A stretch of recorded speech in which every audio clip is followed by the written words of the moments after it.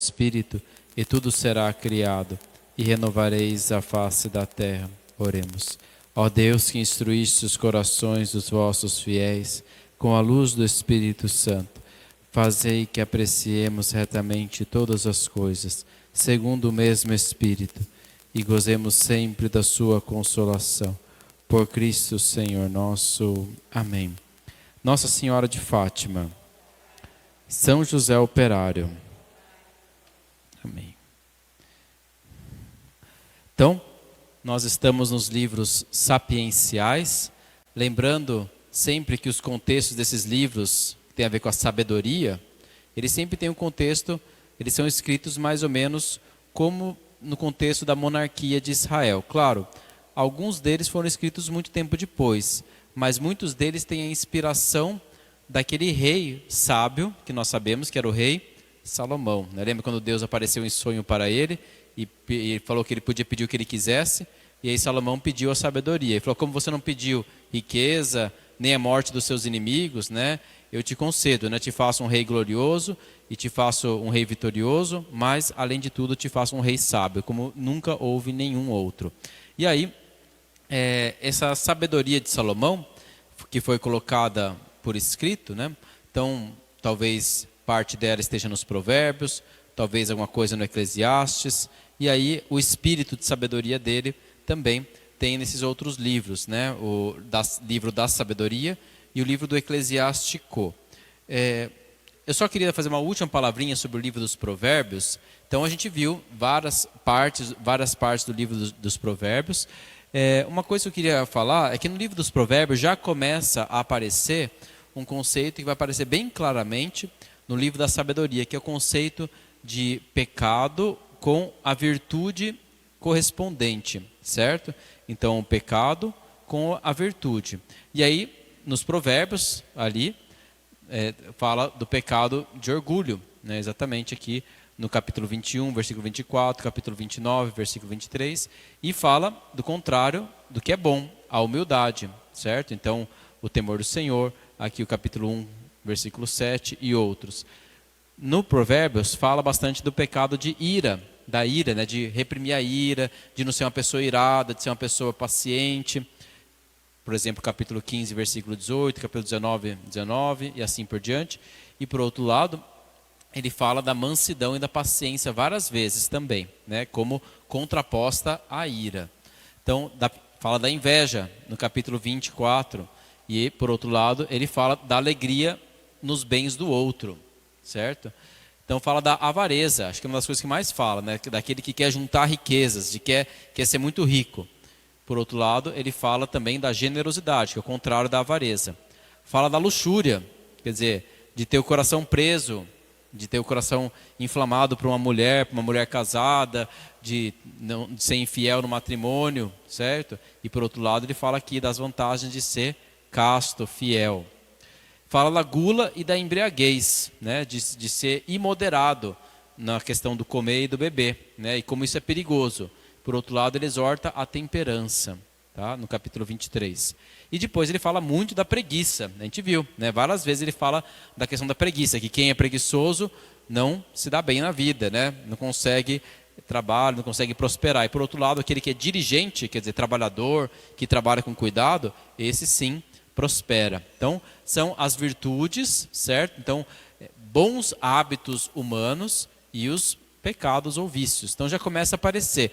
É que, muitas vezes, as pessoas vão dizer que essa coisa de virtude e vício é uma coisa muito grega, né? Da filosofia grega. Claro, da maneira sistematizada, da maneira assim, certinho, como a gente tem muito a ver com a filosofia grega. Mas já aparecem os mesmos conceitos com outros nomes ali, já no livro dos Provérbios. Então, a própria revelação bíblica fala de hábitos que são maus e de hábitos que são bons.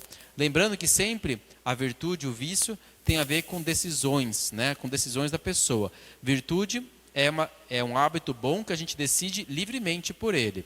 Tá? Não que a gente é obrigado, né? Mas que a gente livremente decide por ser assim. Mas é um hábito.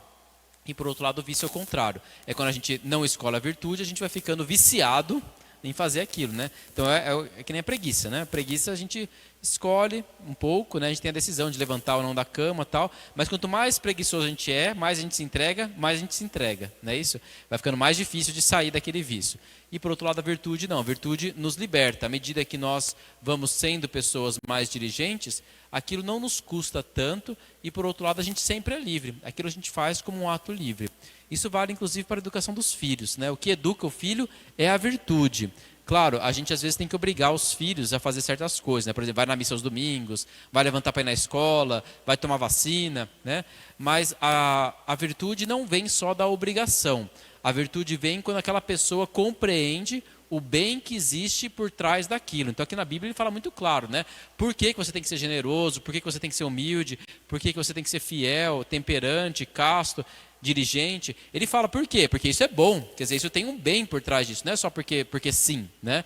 É porque isso tem um bem. A mesma coisa na educação das crianças. Elas têm que entender que por trás daquilo existe um bem. E quando a pessoa enxerga que por trás daquilo existe um bem, ela livremente passa a desejar aquele bem. Então, por exemplo, vir na missa aos domingos, ela tem que entender que ali ela encontra com Jesus Cristo, a pessoa que mais ama ela. Lá ela vai ouvir a palavra de Deus, lá ela vai receber o corpo e sangue de Jesus Cristo, que vai dar força para ela, para as lutas dela, e assim por diante. Lá ela encontra o melhor amigo da vida dela. Então, claro, é uma obrigação? É uma obrigação, mas quando a gente coloca o que existe de bom por trás daquilo, a pessoa livremente passa a desejar isso. E quando ela passa a desejar livremente, quando ela já fizer 18 anos e não der mais para obrigar ela a ir na missa, então ela vai livremente desejar aquilo. E aquilo se torna um bom hábito livremente desejado. Portanto, uma virtude, nesse caso a virtude da religião. E assim todos os outros, a mesma coisa dos estudos, né? Claro, a gente pode obrigar o filho a estudar, obriga, mas ele tem que entender que, primeiro, é gostoso conhecer as coisas, é legal, quer dizer, assim, existe um certo prazer em você conhecer, em estudar, em ter conhecimento. Por outro lado, aquilo vai te fazer talvez um profissional melhor, vai te dar melhores oportunidades na vida. E aí, uma vez que aquela pessoa livremente vê que existe um bem por trás daquilo, você não precisa nem falar para ela estudar. Aos poucos, se ela foi bem educada, ela livremente vai querer estudar, vai querer se aprofundar e vai ter até um certo gosto nisso, vai até gostar, né? Vai achar gostoso. E assim vale com todas as virtudes, né? E contrário, o vício também, né? No vício, quando a gente escolhe o outro hábito, a gente vai se afundando mais e mais nele. Claro, aí precisa da graça de Deus para sair de qualquer vício, né? Desde vício e de droga e álcool, mas qualquer outro vício também de comportamento, né? Preguiça, luxúria, embriaguez, inveja, ira e tantos outros vícios que a gente pode ter. Então isso já aparece, o mal que existe no vício e o bem que existe na virtude, já nos provérbios. Quer dizer, a gente deve escolher o que é bom, porque é bom para a gente, né? Não é só porque Deus mandou e Deus é um mandão, né? Ele fala e é assim e pronto, acabou. Não, porque isso de alguma forma nos realiza como seres humanos. E a gente deve rejeitar o vício porque de alguma forma isso nos destrói como seres humanos. Isso já está bem claro nos provérbios, né? A virtude e o vício como coisas que nos fazem bem ou nos fazem mal, né? Não é simplesmente um decreto de lei divina. Claro, é um decreto da lei de Deus, mas Deus decreta para o nosso bem, né? Porque Ele sabe o que é bom para nós, né? Então, aí vem o outro lado da sabedoria, né? Por que Deus decretou que certas coisas são boas e certas coisas são ruins? Porque é para o nosso bem, né? Coisas que são boas para nós, Deus fala para a gente fazer. E coisas que nos destroem como pessoas, Deus fala que são pecado e proibidas, né? Então, isso já começa a aparecer claramente no livro dos Provérbios e vai aparecer mais claramente ainda no livro da sabedoria. Então, essa é uma última coisa que eu esqueci de falar na aula passada. Então, 7 pecados capitais e as virtudes opostas que já aparecem dispersas pelo livro dos Provérbios. Não de maneira sistematizada, né, como a gente aprende no catecismo, os 7 pecados capitais e tal, mas já aparece ali espalhado no livro dos Provérbios alguns vícios capitais e outros virtudes que devem ser cultivadas por alguém que quer ser sábio, né? E que quer seguir a Deus. Hoje nós vamos tentar ver um pouco do livro da sabedoria. É um dos livros mais profundos da Bíblia. Quer dizer, todos os livros são profundos, claro, né? Mas o livro da sabedoria, ele é bem profundo mesmo, assim, tem bastante coisa mais assim abstrata, né, raciocínios, ele é muito bonito. E às vezes exige até um certo... Algumas coisas a gente entende bem, outras a gente precisa entender de um estudo um pouco melhor. Esse livro da sabedoria, muitos dos estudiosos acreditam que provavelmente ele talvez tenha sido um dos últimos livros escritos do Antigo Testamento antes de Jesus Cristo. Então, dos livros escritos antes de Jesus Cristo, talvez o último livro mais perto de Jesus tenha sido escrito foi esse, Alguns estudiosos colocam esse livro como tendo sido escrito lá por volta do ano 100 antes de Cristo, tá? Ou até antes, ou até mais perto de Cristo, até 60 antes de Cristo, tá? Então, é um livro que aparece ali, que parece ser bem tardio. Por que eles acham isso? Porque tem muitos conceitos gregos aqui nesse livro. Você vê muitas palavras, ele foi escrito em grego, provavelmente, muitas expressões que vêm da filosofia grega, e a filosofia grega, ela vem mais ou menos ali do ano 400, 300 a.C., então não pode ter sido um livro escrito muito antes disso, né? Tem que ter sido escrito depois. Parece ser um livro que foi escrito para contrapor a sabedoria que vem do judeu, daquele que segue a lei, com a sabedoria que vem dos gregos e da filosofia, né? Um livro que talvez queira mostrar o seguinte, fala, olha, quando os judeus foram dominados, lembra que eu expliquei para vocês na época dos Macabeus? Na época dos Macabeus, os judeus foram dominados pelos gregos, e teve até uma revolta, lembra do Judas Macabeu contra Antíoco IV? Então, nesta época, a cultura dominante era dos gregos, quer dizer, os grandes sábios, os ricos, aqueles que tinham influência naquele mundo, eram os gregos, mais ou menos como hoje são os americanos, os europeus. Então, assim, e esse livro, ele foi escrito porque as pessoas tinham muita tentação de se atrair pela cultura, que era a cultura dominante dos gregos, e abandonar suas raízes judaicas. E eles falam, não, veja bem, a gente tem sabedoria também na nossa lei. A nossa lei é sábia. Ela nos mostra a sabedoria essa que os filósofos gregos querem ter. A nossa sabedoria aqui, ela é mais perfeita.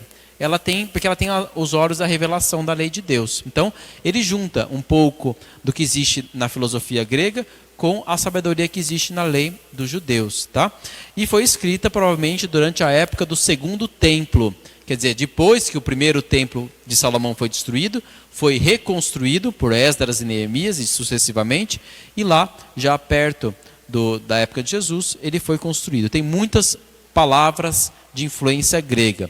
Por exemplo, tem a palavra incorruptibilidade, em grego, afratasia, eu errei, tá difícil, né? Imortalidade, atanásia, né? Thanatos é morte, né? Lembra que eutanásia, né?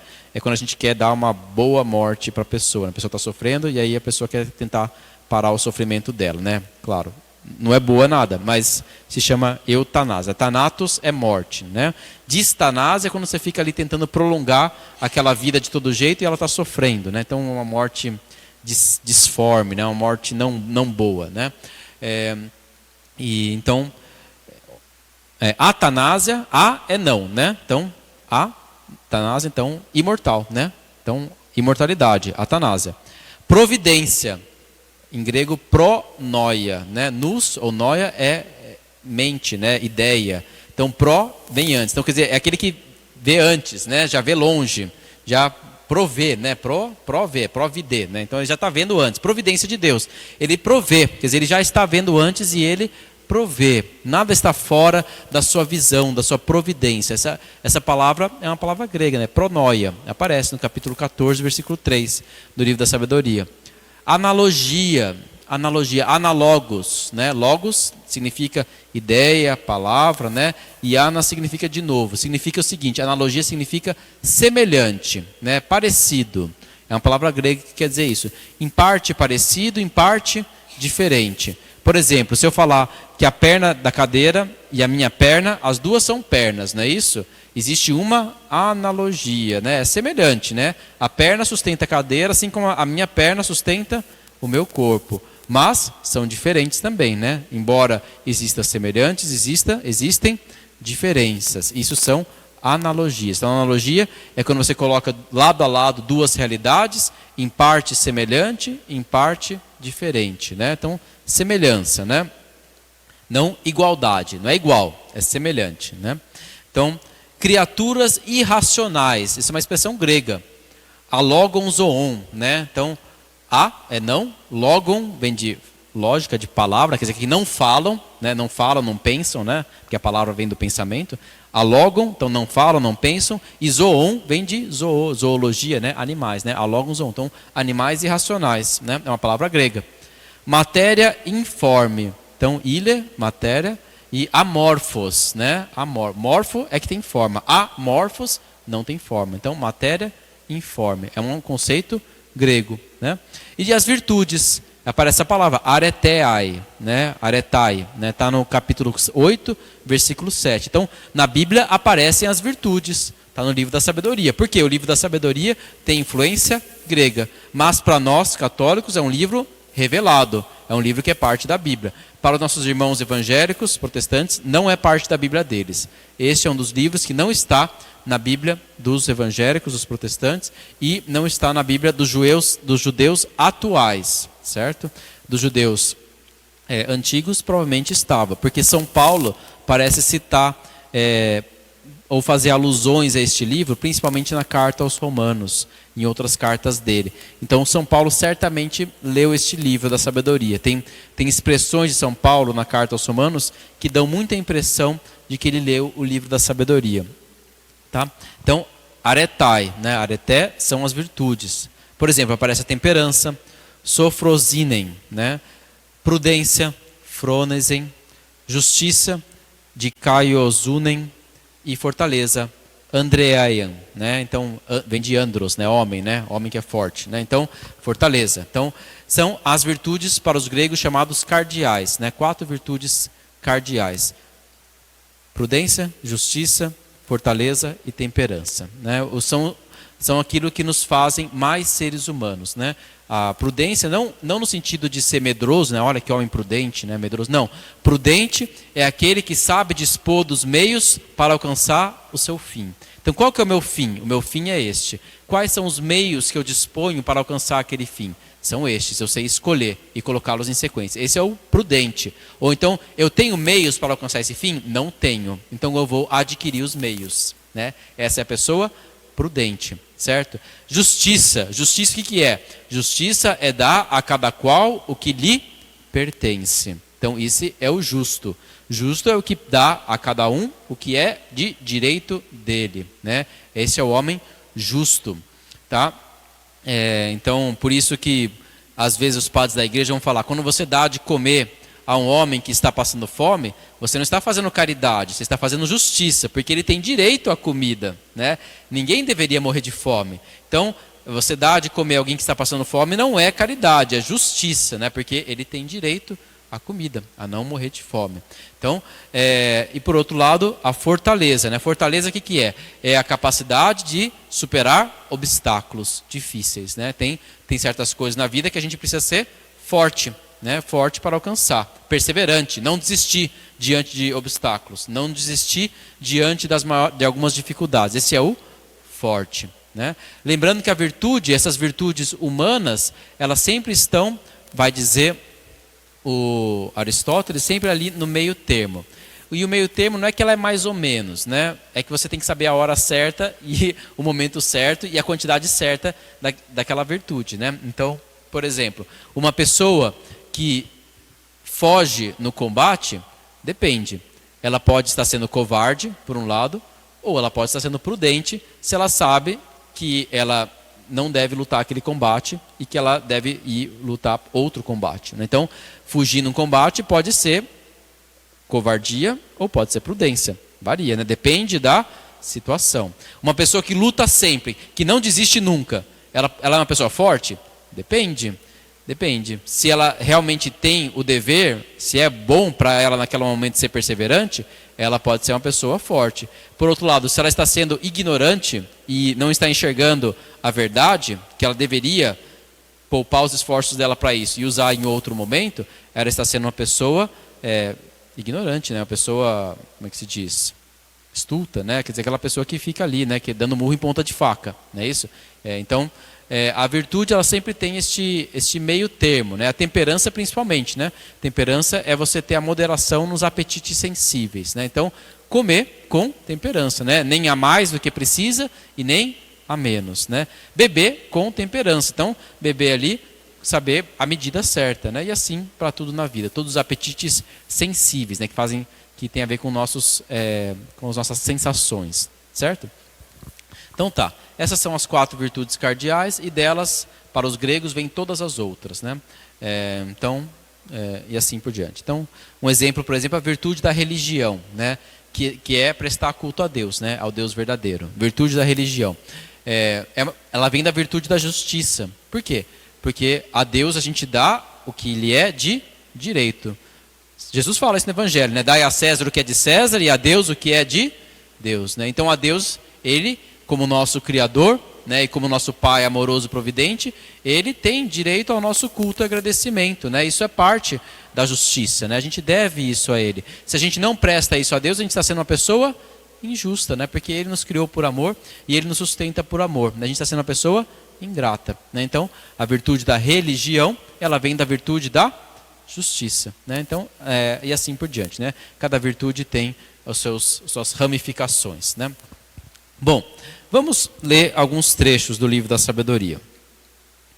Então, vamos lá para o capítulo 1. Este livro da sabedoria, muito provavelmente, as pessoas creem que ele talvez tenha sido escrito para os judeus que moravam no meio de gregos. Então, provavelmente lá na cidade de Alexandria, no Egito. Alexandria foi uma cidade fundada por Alexandre, o Grande, né? Por isso Alexandria, né? Aliás, todas as cidades que ele fundou, ele chamava de Alexandria, viu? Não só do Egito, todas, né? Então ele era uma pessoa meio egocêntrica, né? Assim como também Cesareia sempre tem a ver com César, né? Com Júlio César. Tem muitas Cesareias também, mas a mais famosa das Alexandrias é a Alexandria do Egito, que existe até hoje. E na época era a maior cidade do mundo. E nessa cidade, Alexandria, havia uma colônia de gregos. Lembra que os gregos foram levados para o Egito? E lá eles fizeram a tradução do Antigo Testamento para o grego. Então se acredita que este livro tenha sido escrito para os judeus morando no meio dos gregos lá em Alexandria. Então vamos lá, para o capítulo 1. A primeira parte, ela fala da sabedoria dos justos. Então vamos lá. Amai a justiça, vós que julgais a terra. Pensai no Senhor com retidão. Procurai-o com simplicidade de coração. Porque ele se deixa encontrar por aqueles que não o tentam. Ele se revela aos que não lhe recusam a fé. Pois os pensamentos tortuosos afastam de Deus. E o poder posto à prova confunde os insensatos. A sabedoria não entra numa alma maligna. Ela não habita num corpo devedor do pecado. Olha que interessante. Então a pessoa, quando ela peca, ela se torna mais burra. É difícil, quer dizer, às vezes a inteligência ela se escurece, né? Quando a gente se entrega ao pecado, a gente tem dificuldade de entender certas coisas, né? Às vezes vem algum jovem, né, falar, mas padre, eu não consigo acreditar nas coisas da igreja, eu não consigo acreditar na fé, não sei o que e tal. Aí você, tá bom, né? Pode ser. Tem dúvidas legítimas, né? A gente pode conversar e tudo. Mas vai perguntar às vezes como é que está a vida dessa pessoa. A pessoa às vezes está vivendo uma vida toda esquisita. Claro, aí a gente realmente emburrece mesmo. A gente não consegue entender certas coisas, né? O pecado nos tira a sabedoria. Vai perguntar para um alcoólatra lá na rua, né? Se ele consegue entender certas coisas. Ele não entende, né? É difícil, né? E mais ainda entender que ele tem que cuidar dos filhos, né? Que ele tem que sustentar a sua família, né? É difícil, né? Então, assim, o vício, né? O pecado, ele nos obscurece a inteligência, né? Por o contrário, quando a gente teme a Deus e procura seguir seus caminhos, a gente cresce na sabedoria, né? Então, isso aparece aqui. Pois o Espírito Santo, olha que legal, aparece aqui o Espírito Santo nessa palavra, né? O Espírito Santo, o educador, foge da duplicidade. Ele se retira diante dos pensamentos sem sentido. Ele se ofusca quando sobrevém a injustiça. Então, se a gente pratica injustiça, o Espírito Santo fica ofuscado, né? Ele não consegue agir tão bem na nossa vida, né? A sabedoria é um espírito amigo dos homens. Não deixe impune o blasfemo por seus propósitos, porque Deus é a testemunha de seus rins. Perscruta o coração, segundo a verdade, e ouve o que diz a sua língua. Olha que interessante, ele fala de rins, coração, né? Para os judeus, você já falei isso aqui, para o judeu, rim tem o mesmo sentido que para nós tem coração. E para o judeu, coração tem o mesmo sentido que para nós tem cabeça, né? Então, para o judeu, você pensa com o seu coração e você sente com os seus rins. É assim para o judeu, né? E para a gente fala que a gente sente com o coração, né? Que a gente pensa com a cabeça, né? Então, para os judeus, não é assim. Para os judeus, ele pensa com o coração. E ele sente com os rins. E por quê isso? Porque é óbvio, né? Quando a gente está nervoso, tudo, a gente sente um mal-estar na barriga às vezes, né? Aquele negócio assim. As pessoas sentem, né, aquele negócio aqui, aquela ânsia, aquela coisa no estômago e tal. Então, esses são os rins, né? As entranhas, né? Para os judeus. E o coração, pelo contrário, é onde ele raciocina, ele pensa, né? Então, é assim para o judeu. Quando você olhar coração na Bíblia, para a gente aqui, a gente imagina na cabeça, né? A decisão, né? Onde fica o centro da decisão da pessoa, né? Então, é isso, tá? Olha que interessante. Então, a sabedoria vem do Espírito Santo. É de lá que vem a sabedoria. Não vem só dos raciocínios, né? Não vem da filosofia. Vem do Espírito Santo. É Ele que dá a sabedoria. O Espírito do Senhor enche o universo, dá consistência a todas as coisas, não ignora nenhum som.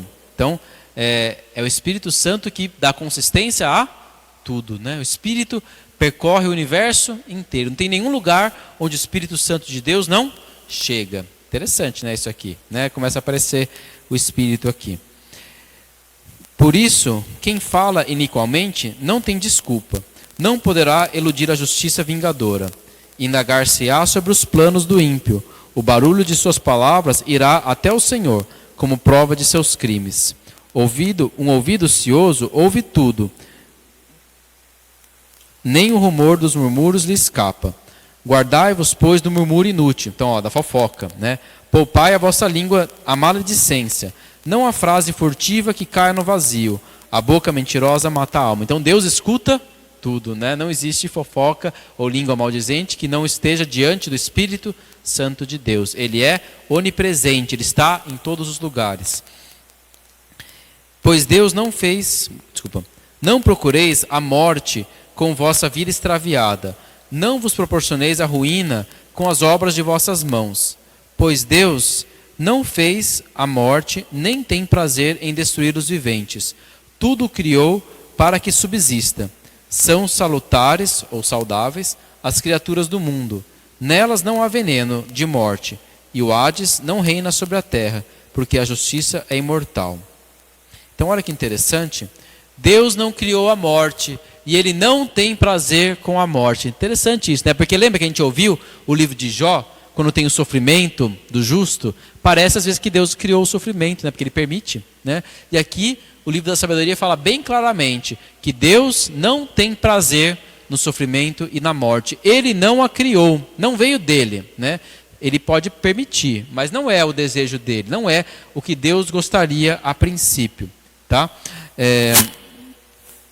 A vida segundo os ímpios, vamos ver agora a segunda parte. Mas os ímpios a chamam com gestos e vozes. Então quem é ímpio chama a morte para a sua própria vida, né? Quem pratica o mal. Por ela se consomem, crendo a sua amiga, fazem pacto com ela, pois merecem ser do seu partido. Então a morte tem a ver com a injustiça, né? Então, de algum modo, dizem entre si, no capítulo 2, em seus falsos raciocínios: breve e triste é a nossa vida. O remédio não está no fim do homem. Não se conhece quem tenha voltado do Hades. Nós nascemos do acaso e logo passaremos como quem não existiu. Fumo é o sopro de nosso nariz, fumaça, né? E o pensamento a centelha do coração que se bate. Extinta ela, o corpo se torna cinza e o espírito se dispensará como ar inconsistente. Olha que interessante. Então, os ímpios são esses que dizem que, olha, essa vida aqui é essa vida mesmo, né? Esse corpo. Uma vez passou esse corpo, acabou, né? Então, olha que interessante. Muita gente pensa assim hoje, não é verdade? Já naquela época tinha gente que pensava assim, falou, o negócio é essa vida mesmo, né? O que existe depois da morte já era. E ele está falando que quem pensa assim é ímpio, né? É insensato, não tem a sabedoria, né? Então, com o tempo, nosso nome cairá no esquecimento e ninguém se lembrará de nossas obras. Nossa vida passará como uma nuvem, sem traços, se dissipará como neblina, expulsa pelos raios do sol e pelo seu calor abatido. Nossa vida é passagem de uma sombra e nosso fim irreversível. O selo lhe é aposto. Não há retorno. Então, olha que interessante, essas pessoas que dizem que acabou, morreu, acabou, não tem mais nada, essas pessoas, para o livro da sabedoria, são insensatas. Não têm a verdadeira sabedoria, tá? Não encontraram a sabedoria de Deus. Então, ele dá um contrabalanço até ao livro do Eclesiastes. Lembra que a gente leu o livro do Eclesiastes? O autor, ele não parece ter muita noção de vida após a morte, mas o autor do livro da sabedoria tem uma noção claríssima de vida após a morte. Existe vida após a morte. Não acaba tudo nessa terra. Acaba em termos, né? Algumas coisas acabam nessa terra. Talvez a nossa decisão, talvez aquilo que a gente pode fazer como seres humanos livres, sim. Mas a morte não é o fim, né? Existe um outro tipo de vida depois dessa, não igual a essa, diferente, tá? E ele vai falar bem claramente isso aqui na frente, tá? Olha só, que mais que o ímpio fala? Vamos lá. Inebriemo-nos, então embriagamos, né? Com o melhor vinho e com perfumes. Não deixemos passar a flor da primavera. Coroemo-nos com botões de rosas, antes que feneçam. Nenhum prado ficará sem provar da nossa orgia. Deixemos em toda parte sinais de alegria, pois esta é a nossa parte e a nossa porção. O que o ímpio fala então? Aproveita a vida, né? Seja feliz, aproveita a vida. Se te faz feliz, não é errado, não é isso? Assinado Satanás, não é isso? Então, tá aqui, né? Então é isso, é assim que o ímpio pensa. O livro da sabedoria está falando aqui, né? Então aproveita a vida, bebe vinho, curte a vida. Então é isso, né? Esse aqui. Mais ainda, oprimamos o justo pobre, não poupemos a viúva, nem respeitemos as velhas cãs do ancião. Nossa força seja a lei da justiça, pois o fraco com certeza é inútil. Então vence o mais forte, ou então nos vocabulários mais atuais, vence o mais esperto, né? Que vence o melhor, né? O mais esperto. Claro, quem é ateu, no fundo, se Deus não existe, realmente é a lei do mais forte, né? É quem sabe impor a sua vontade, quem é mais esperto, né? Ou mais forte fisicamente, ou mais forte intelectualmente, ou mais forte nas manipulações, na política, né? Mas no fundo é isso, porque se Deus não existe para dar recompensa e para fazer justiça, então no fundo é a lei do mais forte, né? É assim que o ímpio pensa. Então se é a lei do mais forte, eu faço o que eu quiser, né? O que importa é que eu me dê bem, não é isso? Então é assim que o ímpio pensa. Então está aqui. Cerquemos o justo, porque nos incomoda e se opõe às nossas ações, nos censura as faltas contra a lei, nos acusa de faltas contra a nossa educação. Declara ter conhecimento de Deus e se diz filho do Senhor. Ele se tornou acusador de nossos pensamentos. Basta vê-lo para nos importunarmos. Sua vida se distingue da dos demais e seus caminhos são todos diferentes. Ele nos tem em conta de bastardos, de nossas vias se afasta, como se contaminassem. Proclama feliz o destino dos justos e se gloria de ter a Deus como Pai. Olha esse trecho. Vejamos se suas palavras são verdadeiras. Experimentemos o que será de seu fim. Pois se é justo, é filho de Deus. Ele o assistirá e o libertará das mãos dos adversários. Experimentemo-lo pelo ultraje, pela tortura, para apreciar sua serenidade e examinar a sua resignação. Condenemo-lo a uma morte vergonhosa, pois diz que há quem o visite. Interessante, então esse trecho, se vocês separarem, ele se diz filho de Deus. Vamos colocá-lo à prova, vamos ver se é isso mesmo. Esse trecho é lido muitas vezes em relação à paixão de Jesus Cristo, né? Então é um trecho ético, né? Que coloca assim um pouco na boca aquilo que os fariseus disseram para Jesus. Se és mesmo filho de Deus, desce da cruz, né? Você não é o filho de Deus, você não é justo, né? Por que você não desce da cruz? E a gente vai crer. É um pouco o eco desta frase aqui, né? Parece quase como se fosse uma proclamação profética do que vai acontecer com Jesus Cristo, né? O verdadeiro justo, colocado à prova. E aí no final, assim raciocinam, mas se enganam, porque sua maldade os cega. Então olha só, a maldade cega. A maldade não faz a pessoa ser sábia, né? Ela se torna burra, né? Ela se torna cega. Eles ignoram os segredos de Deus, não esperam o prêmio pela santidade, não creem na recompensa de vidas puras. Deus criou o homem para a incorruptibilidade e o fez de sua própria natureza. Foi por inveja do diabo que a morte entrou no mundo. Experimentam-na quantos são do seu partido. Então olha só, Deus criou a morte? Não. Quem criou a morte foi o diabo. Ele está falando claramente. Deus não criou a morte, Ele não tem prazer na morte, Ele não tem prazer no sofrimento. Quem criou a morte existe por causa do diabo. Claramente, não. Então existe por causa do diabo. Claro, o justo sofre? Sofre. Vai aparecer aqui no capítulo 3. Tá? Então o justo sofre sim. O justo pode morrer antes do que o ímpio? Pode sim, ele sabe disso aqui. Mas não é porque Deus quis assim. É assim, é por causa do diabo. E pelo contrário, Deus sabe recompensar o justo na vida eterna. Então está aqui, ó, capítulo 3. A vida dos justos está nas mãos de Deus. Esse trecho aqui pode ser lido nas Ezequias, né? Quando a gente reza pelos mortos, ou no dia de finados, é esse trecho aqui que pode ser lido, né? Então, a vida dos justos está nas mãos de Deus. Nenhum tormento os atingirá. Aos olhos dos insensatos pareceram morrer. Sua partida foi tida como uma desgraça. Sua viagem para longe de nós como um aniquilamento. Mas eles estão em paz. Olha que interessante. Então, pode ser que nesta vida ele sofreu, mas ele está em paz. Ele está em paz. Aos olhos humanos, pareciam cumprir uma pena, mas sua esperança estava cheia de imortalidade. Por um pequeno castigo, receberão grandes favores. Deus os colocou à prova e os achou dignos de si. Examinou-os como ouro no crisol e aceitou-os como perfeito holocausto. No tempo de sua visita, resplandecerão e correrão como fagulhas no meio da palha. Julgarão as nações, dominarão os povos, e o Senhor reinará sobre eles para sempre. Os que nele confiam compreenderão a verdade, e os que são fiéis permanecerão junto a ele no amor, pois graça e misericórdia são para os seus santos, e sua visita é para seus eleitos. Mas os ímpios serão castigados, segundo os seus raciocínios. Desprezam o justo e se afastam do Senhor.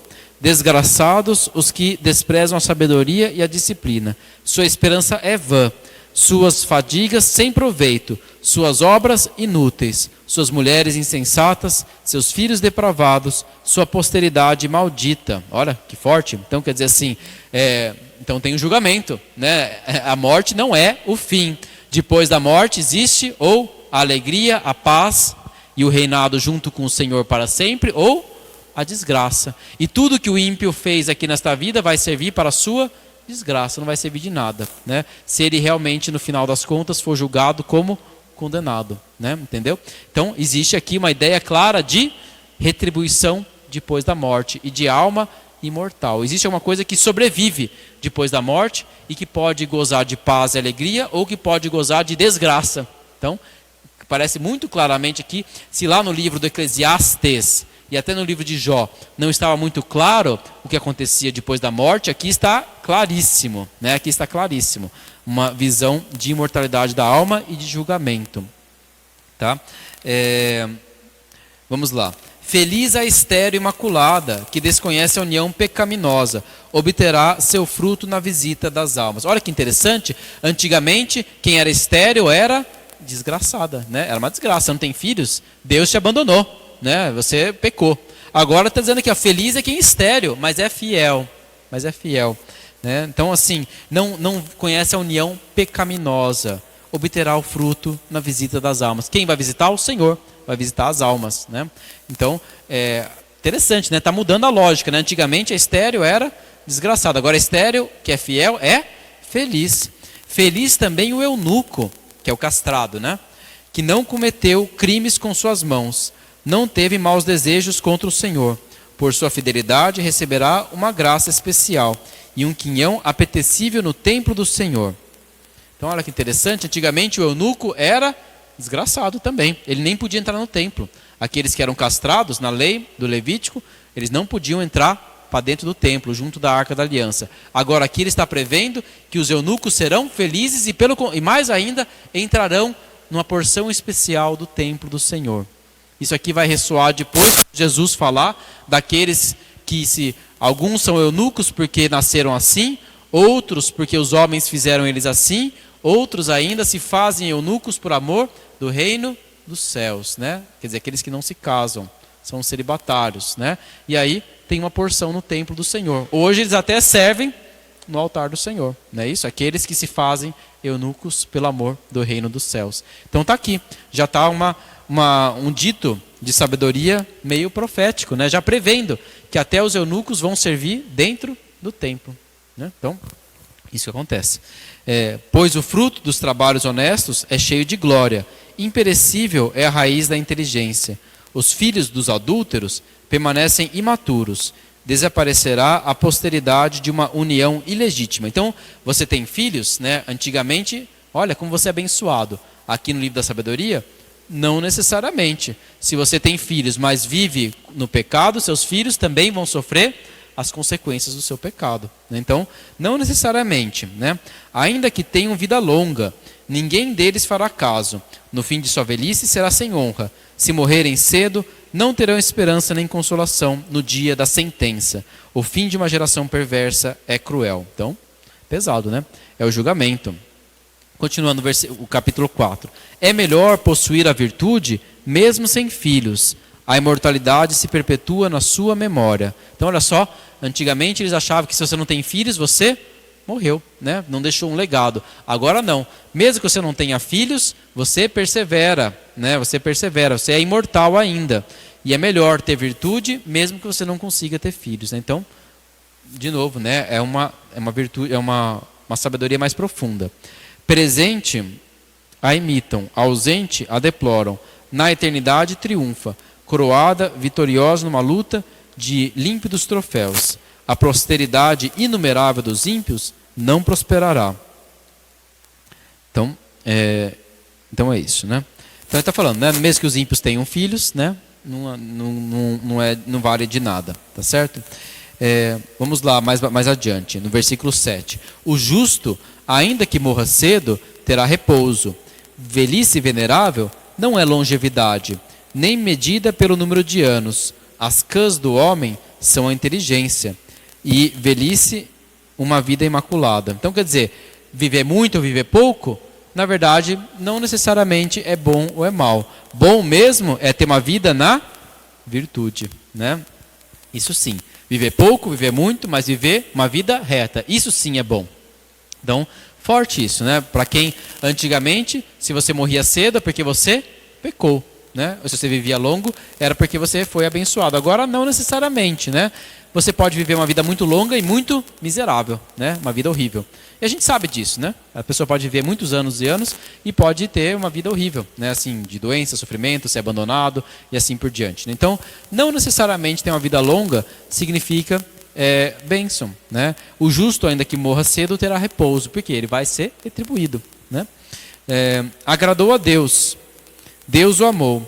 Vivia entre pecadores, Deus o transferiu. Então, essa vida aqui, a gente vive no meio de pecadores, né? de desgraças, né? De pessoas que nos machucam. E Deus nos tira deste meio quando a gente vai para o céu. Né? Vive só no meio dos justos. Arrebatou para que a malícia não lhe pervertesse, o julgamento e a perfídia não lhe seduzisse a alma.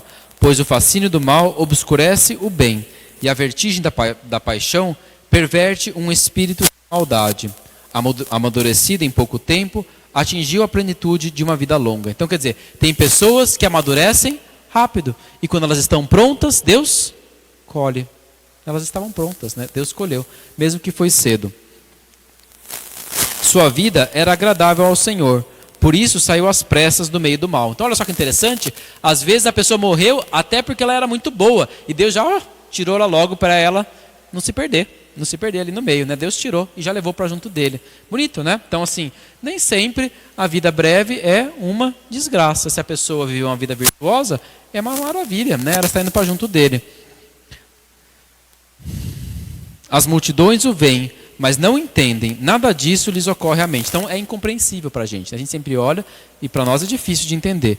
Que graça e misericórdia são para seus eleitos e sua visita para seus santos. O justo que morre condena os ímpios que vivem, e a juventude em breve consumada, a velhice longa do injusto. Eles veem o fim do sábio, sem compreender. A vontade de Deus sobre ele é porque o pôs em segurança. Viram-no com desprezo, mas o Senhor se rirá deles. Logo se converterão num cadáver desonrado, numa ignomínia entre os mortos para sempre. Ele os jogará cabeça abaixo, mudos prostrados, sacudirá seus fundamentos, serão completamente devastados, viverão na aflição, desaparecerá a sua memória. Então, é pesado, né? Ele está falando isso, a condenação dos ímpios. Os ímpios comparecem em julgamento. Quando forem prestar contas de seus pecados, virão cheios de terror, e seus delitos lhes acusarão frontalmente. Há um julgamento. Existirá um julgamento. E aí os ímpios vão se envergonhar, né, nesse dia. Então é isso. Tá? Bom, a gente já viu aqui, vimos muitas coisas. Vamos para o capítulo. Vamos ver o versículo.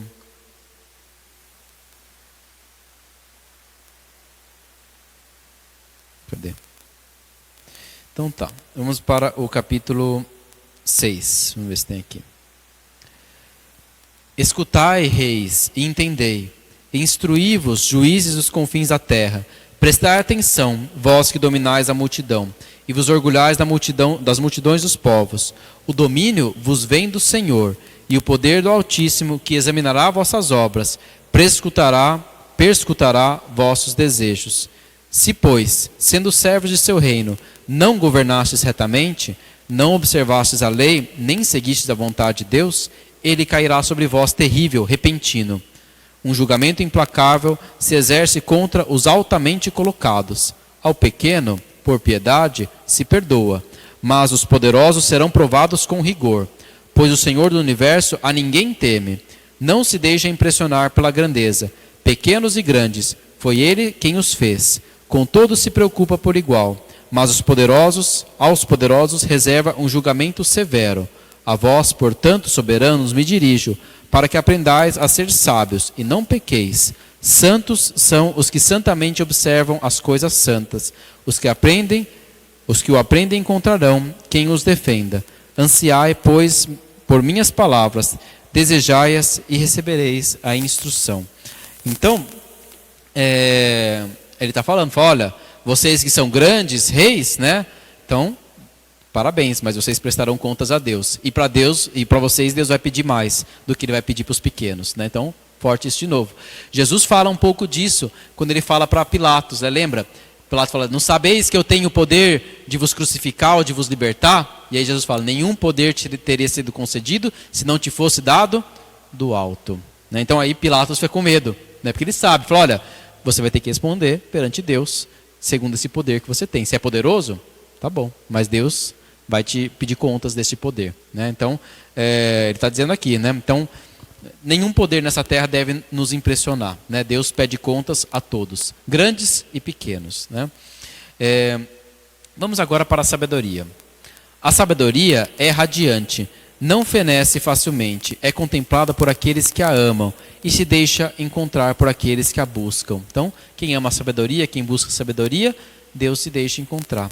Ela mesma se dá a conhecer aos que a desejam. Quem por ela madruga não se cansa, encontra-a sentada à porta. Meditá-la é a perfeição da inteligência. Quem vigia por ela, logo se isenta de preocupações. Ela mesma busca em toda parte os que a merecem. Benigna aborda-os pelos caminhos e a cada pensamento os precede. Seu princípio é o desejo autêntico de instrução. O afã de instrução é o amor. O amor é a observância de suas leis. E o respeito das leis é a garantia de incorruptibilidade. E a incorruptibilidade aproxima de Deus. Portanto, o desejo da sabedoria conduz à realeza.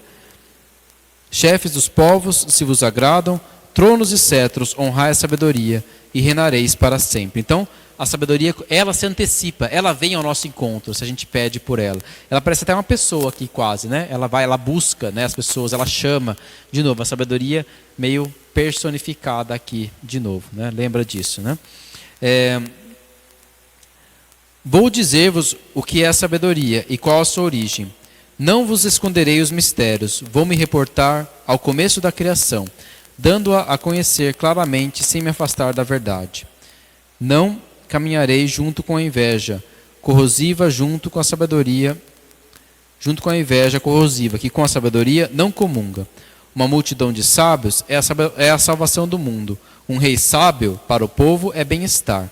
Deixai-vos, pois, instruir por minhas palavras, e nelas encontrareis proveito. Então, a sabedoria tem origem divina. Ela vem de Deus. Ela vem da intimidade de Deus. Vamos lá para aqui. Cadê?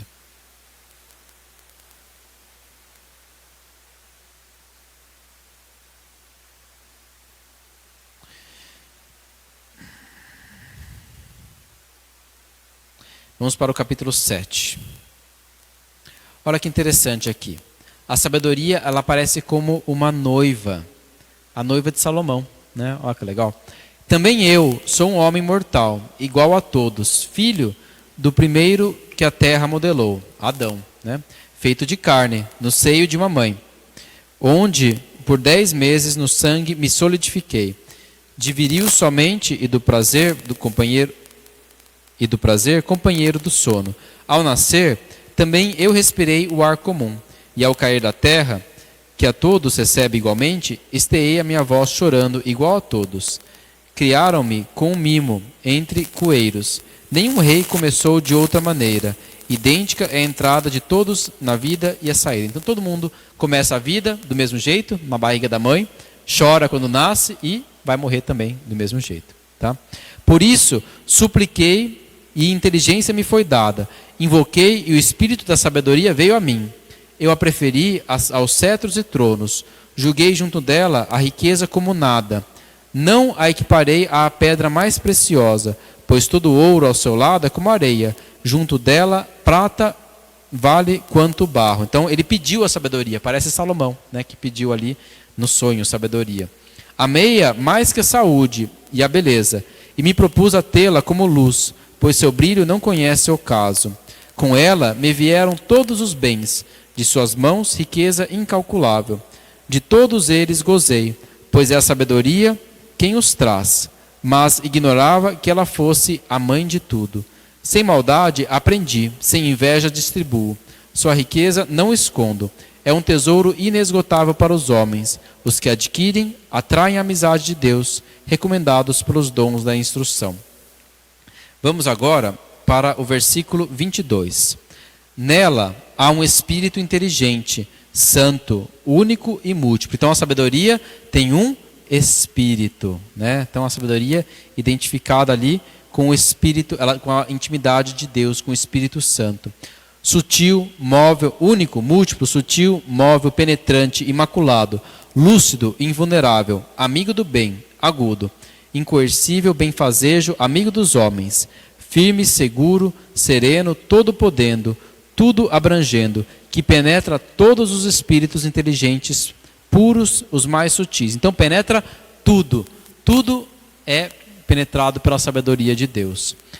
A sabedoria é mais móvel que qualquer movimento, e por sua pureza, tudo atravessa e penetra. Ela é um eflúvio do poder de Deus, uma emanação puríssima da glória do Onipotente, pelo que nada de impuro nela se introduz, pois ela é reflexo da luz eterna, um espelho nítido da atividade de Deus, uma imagem de sua bondade. Sendo uma só, tudo pode, sem nada mudar, tudo renova. Então ela não muda, parece Deus, né? Ela não muda, é imutável. Ela é uma só, parece Deus também, né? Deus é um só, não é isso? Mas ela faz tudo, ela se distribui. A sabedoria de Deus é una, mas ela se manifesta de diversos modos, nas diversas pessoas, nos diversos talentos, nas diversas inteligências, mas a sabedoria é uma que vem de Deus. Todas as inteligências dos espíritos humanos vêm dessa única sabedoria de Deus, que vem do Espírito, né? O Espírito único e múltiplo. Então, entrando nas almas boas de cada geração, prepara os amigos de Deus e os profetas, pois Deus ama só quem habita com a sabedoria. Então, a sabedoria habita nos homens, pelo Espírito, né? E o homem se torna amigo de Deus por meio da sabedoria e do Espírito.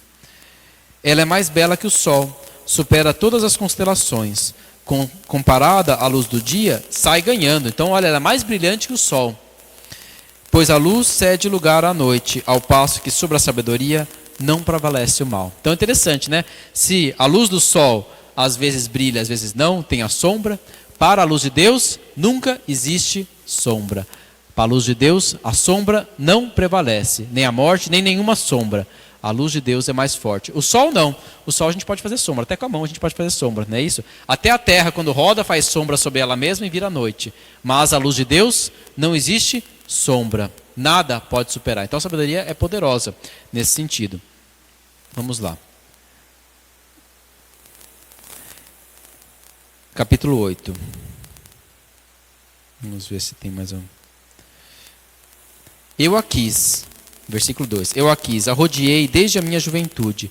Pretendi tomá-la como esposa, enamorado de sua formosura. Então interessante, a sabedoria como noiva, como aquela que você se torna um só, se torna uma só coisa com a sabedoria. A união com Deus realça sua nobre origem, pois o Senhor de tudo a amou. Era iniciada na ciência de Deus. Ela é quem seleciona suas obras. Se na vida a riqueza é um bem apetecível, quem mais rico que a sabedoria, que tudo opera? Então a sabedoria tem tudo, né? Porque tudo está na providência de Deus. E se é a inteligência quem opera, quem mais do que ela é o artífice que existe? Então, interessante, né?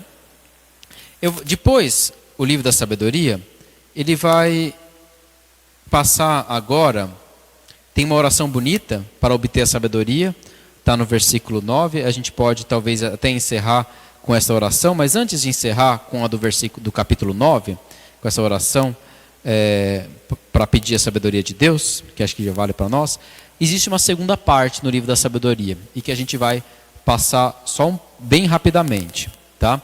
É a partir do capítulo 10 até o finalzinho do livro da sabedoria, tá? Então, até o capítulo 19, tá? Então, vamos lá.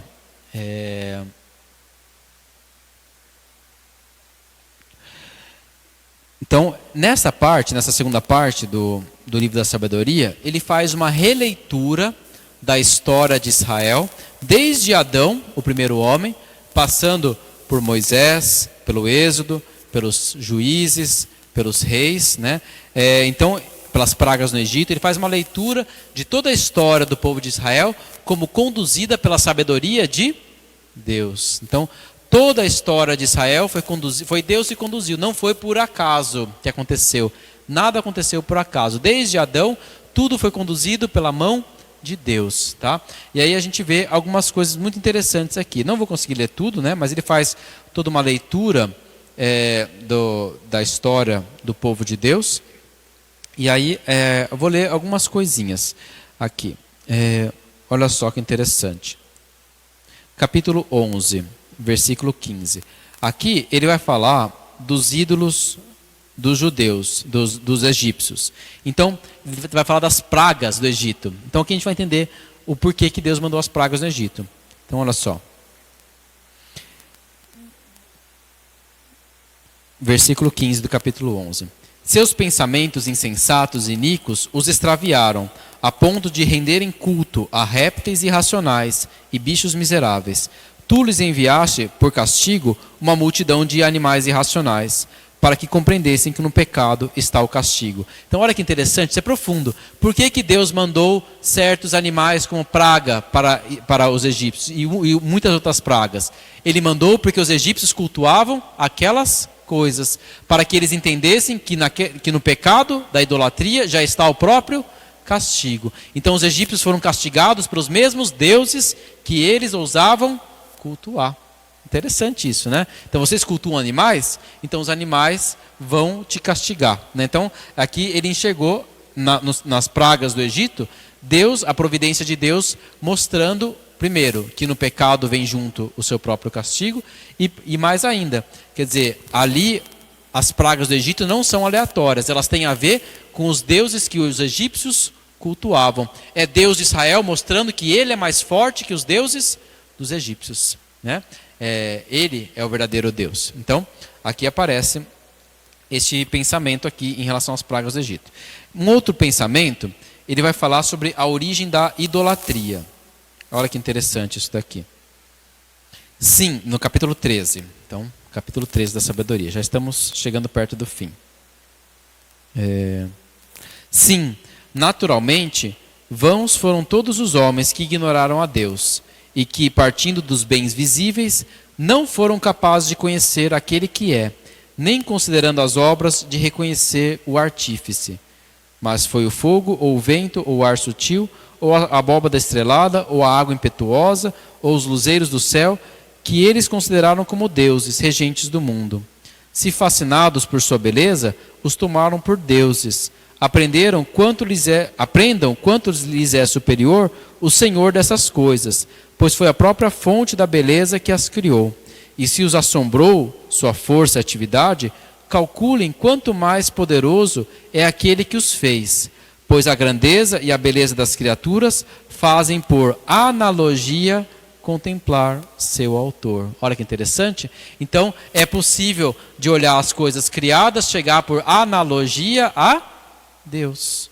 A Deus. A gente olhando as coisas criadas na sua beleza, na sua força, a gente pode, por analogia, intuir que um Deus forte, belo, inteligente, criou todas essas coisas. Assim como quando a gente olha um quadro, a gente imagina, fala, olha que legal, é um artista muito bom que fez esse quadro. Assim como a gente olha essa igreja e fala, um artista muito bom pensou esta igreja, né? Não foi por acaso.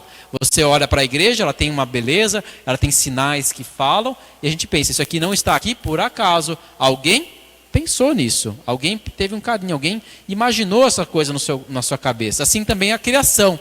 A beleza e a força da criação não é por acaso. Se a gente vê ordem, se a gente vê beleza na criação, é porque isso veio da cabeça de um Deus que pensou todas as coisas. Então o ser humano, de olhar a criação, deveria chegar no único Deus. Ela deveria chegar. A gente teria, só de pensar, de olhar as coisas criadas, a gente poderia chegar num Deus criador de todas as coisas. A razão humana chega nisso. A igreja fala disso no Concílio Vaticano I. A razão humana chega, por analogia, a um Deus criador de todas as coisas. Claro que esse Deus criador é um Deus que nos ama a ponto de entregar seu sangue na cruz e que é um Deus amor na Santíssima Trindade, isso não tem como a gente saber pelo nosso raciocínio. Ele teve que nos contar isso, a gente teve que ver em Jesus Cristo. Mas a gente pode chegar, de olhar a beleza da criação e a sabedoria de todas as coisas e a ordem, a gente pode chegar em um Deus criador de todas as coisas. Porque se a obra de arte é bela, significa que muito mais belo e inteligente é o artista que o fez, né? Então, bonito isso, né? E São Paulo tem essa intuição na carta aos Romanos. Ele fala isso, ele fala, olha, os pagãos não conheceram a Deus por causa da idolatria, mas eles não têm desculpa, porque eles deveriam conhecer a Deus, né? Olhando a criação, olhando a lei moral inscrita nos seus corações, eles deveriam conhecer. Então nem os pagãos que não conhecem a Deus têm desculpa, né? Então, vamos lá, continuando. Estes, contudo, não merecem senão breve repreensão, pois talvez se extraviem buscando a Deus e querendo encontrá-lo. Vivendo em meio às suas obras, exploram-na, mas sua aparência os subjuga.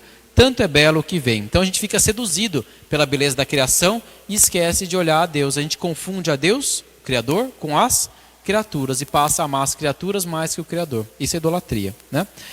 Entretanto, nem sequer estes são perdoáveis, pois se foram capazes de conhecer tanto a ponto de prescrutar o mundo, como não descobriram antes o seu Senhor? Ele está falando para os gregos, né?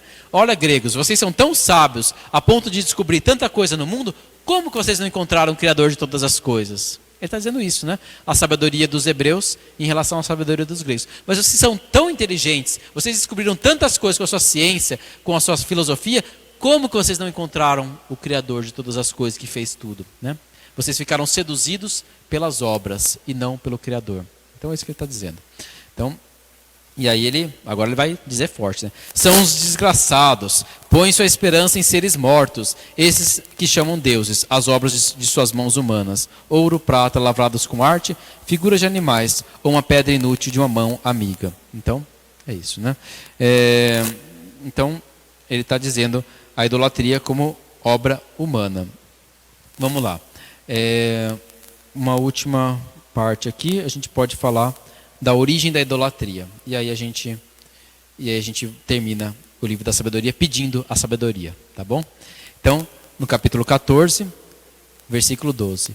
A ideia de fazer ídolos foi a origem da fornicação. Sua descoberta corrompeu a vida, porque nem existiram desde o princípio e nem existirão eternamente. Então, no começo, o homem não tinha ídolos, né? Adão, né? Ele conhecia Deus, não tinha ídolos. E nem vai existir. No final, Deus vai se mostrar face a face, não vão mais existir ídolos. Entraram no mundo pela vaidade dos homens, por isso um rápido fim lhes foi decretado. Um pai, desconsolado por um luto prematuro, manda fazer uma imagem de seu filho, tão cedo arrebatado, e honra agora como Deus o que antes era um homem morto. E para seus súditos institui mistérios e ritos. Com o tempo se arraiga este ímpio costume, que se conserva como lei. Era ainda por ordem dos soberanos, que se rendia culto aos estátuas. Como os homens vivendo longe, não podiam honrá-los em pessoa, representavam sua longínqua figura, fazendo uma imagem visível do rei, que honravam para assim, mediante esse zelo, adular o ausente como presente. A ambição do artista promoveu esse culto, atraindo mesmo os que não o conheciam, pois querendo este talvez agradar ao soberano, forçou sua arte a fazê-lo mais belo que a realidade. E a multidão, atraída pelo encanto da obra, considera agora o objeto de adoração, a quem antes honravam apenas como homem. E isso se tornou uma cilada para a vida.